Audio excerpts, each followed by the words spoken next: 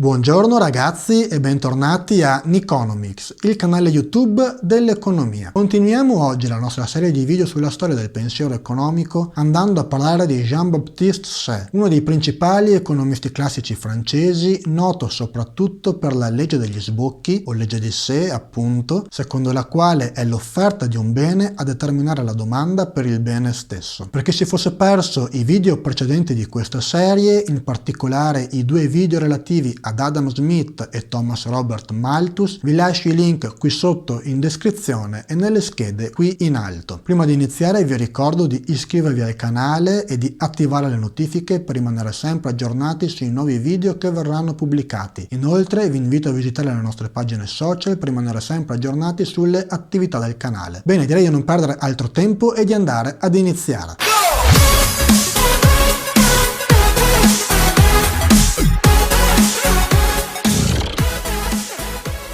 Jean-Baptiste Say enuncia la legge degli sbocchi nella sua opera Trattato di economia politica. Il prezzo di mercato di qualsiasi bene deve essere almeno pari al suo costo di produzione. In altre parole, deve essere quantomeno sufficiente a pagare il salario ai lavoratori, la rendita ai proprietari terrieri e il profitto ai capitalisti. Quindi il valore dell'offerta aggregata, ossia il valore di tutti i beni venduti e servizi prestati, è pari al valore aggregato dei redditi percepiti da lavoratori, proprietari terrieri e imprenditori. La remunerazione dei soggetti coinvolti nella produzione ne aumenta il potere di acquisto e quindi fa aumentare la domanda aggregata, cioè il valore complessivo di tutti i beni e servizi richiesti. In concorrenza, il valore dell'offerta aggregata non può che essere pari al valore della domanda aggregata ed è quindi impossibile che si verifichino crisi da sovrapproduzione.